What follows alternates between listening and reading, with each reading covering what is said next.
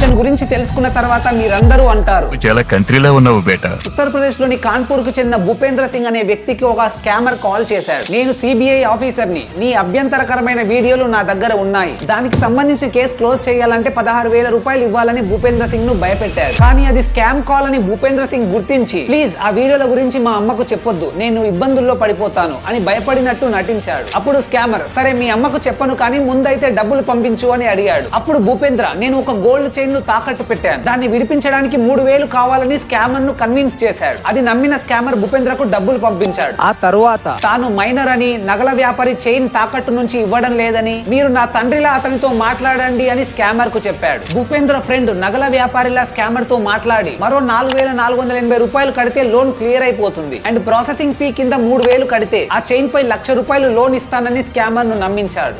పెద్ద ఐడియా అది. అలా స్కామర్ తో మొత్తం 10,000కు పైగానే వసూలు చేశారు. చివరికి మోసపోయాను అని గ్రహించిన స్కామర్ తన డబ్బులు తిరిగిచ్చేయాలని భూపేంద్రను వేడుకున్నాడు.